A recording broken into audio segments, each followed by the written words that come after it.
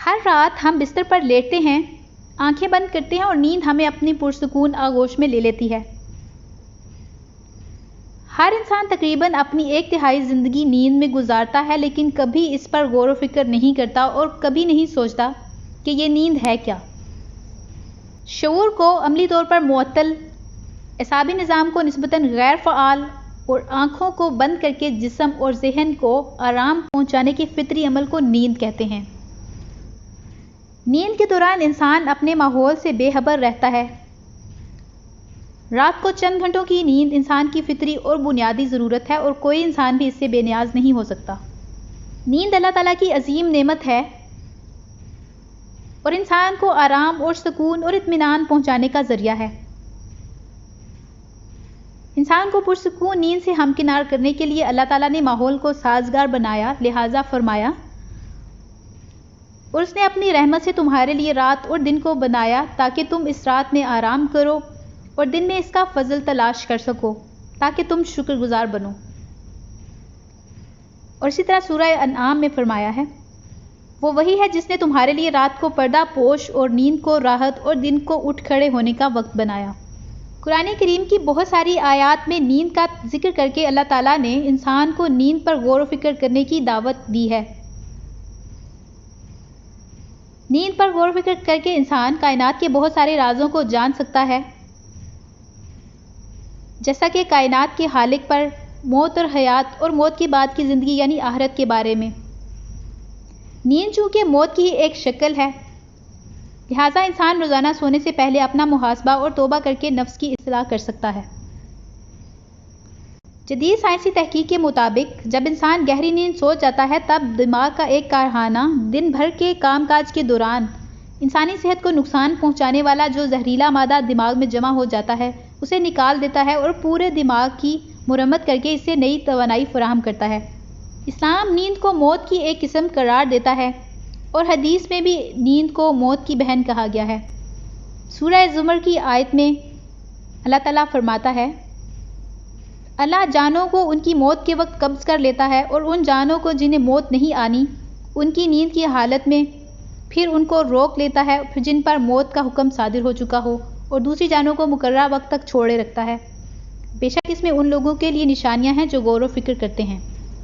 اسلام کا یہی تصور ہے کہ نیند کے بعد انسان بیدار بھی ہو سکتا ہے اور موت سے ہمکنار بھی ہو سکتا ہے۔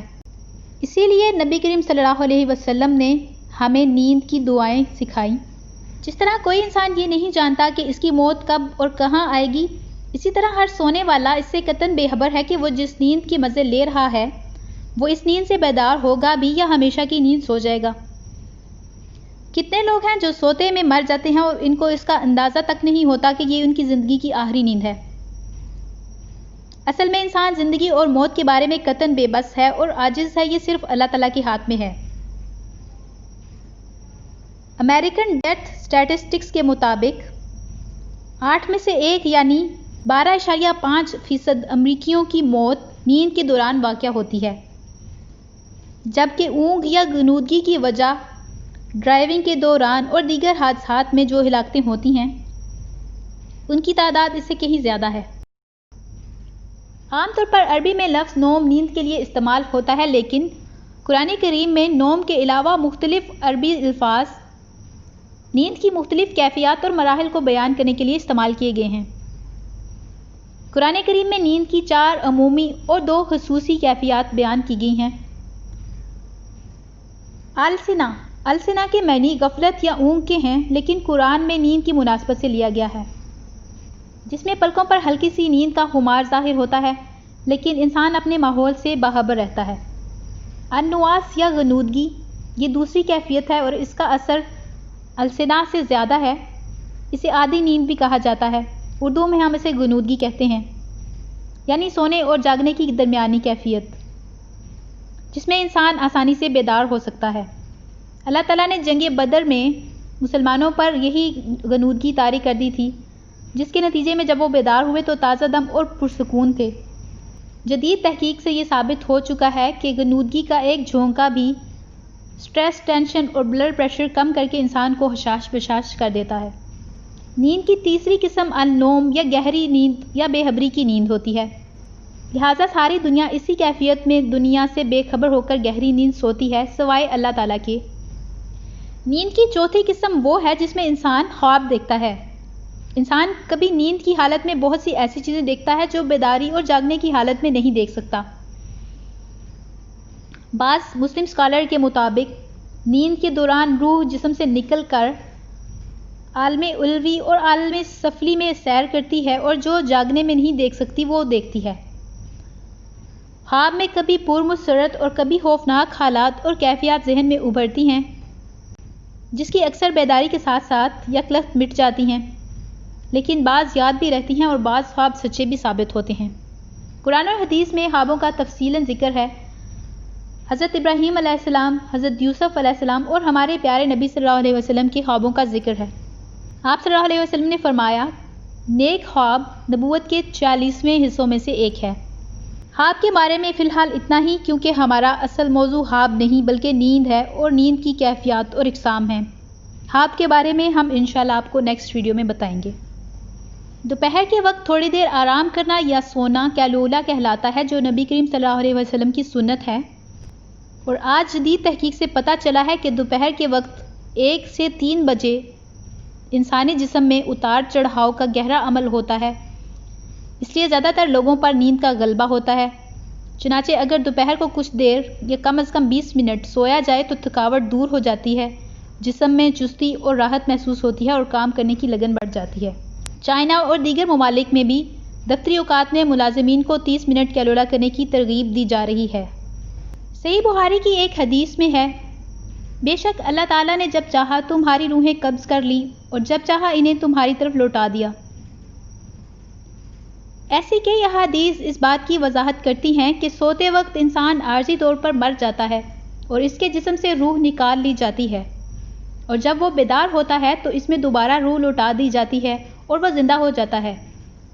لیکن روح کے اخراج کے باوجود بھی اس میں زندگی نظر آتی ہے، اور کبھی کبھی یہ سویا ہوا انسان نیند میں باتیں بھی کرنے لگتا ہے جسے دوسرے لوگ سنتے بھی ہیں، حالانکہ اس وقت روح اس میں موجود نہیں ہوتی، اور روح کی عدم موجودگی کے باوجود یہ لاشا بستر پر کلام کرتا ہے۔ بالکل اسی طرح مرنے کے بعد بھی میت کلام کرتی ہے، لیکن چونکہ یہ برزخی زندگی ہے جو ایک غیر محسوس حیات ہے اور اللہ تعالیٰ نے اسے ہم سے پردہ غیب میں رکھا ہے، لہٰذا میت کی برزخی زندگی کو ہم محسوس نہیں کر سکتے۔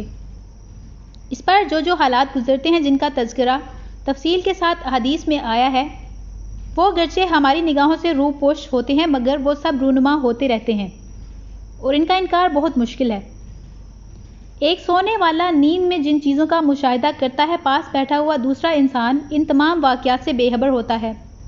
اسی طرح نبی کریم صلی اللہ علیہ وسلم کو خواب میں نافرمان انسانوں کو عذاب ہوتے ہوئے دکھایا جاتا رہا اور جنت کا مشاہدہ بھی کرایا جاتا رہا، لیکن پاس سوئی ہوئی ازواج مطہرات کو کبھی احساس نہ ہو سکا کہ ان پیغمبروں پر خواب میں کیا حالات گزر رہے ہیں، مگر جب انہوں نے یہ واقعات بیان کیے تو کسی نے بھی ان پر تعجب کا اظہار نہ کیا۔ اسی طرح میت پر بھی جو حالات برزخی زندگی میں گزرتے ہیں ان کا انکار نہیں کیا جا سکتا، کیونکہ یہ ایک غیر محسوس حیات ہے اور اسی حیات کی بنا پر مردہ جنازے پر کلام کرتا ہے اور اسی کی بدولت وہ قبر میں راحت یا عذاب محسوس کرتا ہے۔ اللہ تعالی ہم سب کو موت کی سختیوں اور عذاب قبر سے اپنی پناہ میں رکھے۔ نیکسٹ ویڈیو تک کے لیے اللہ حافظ۔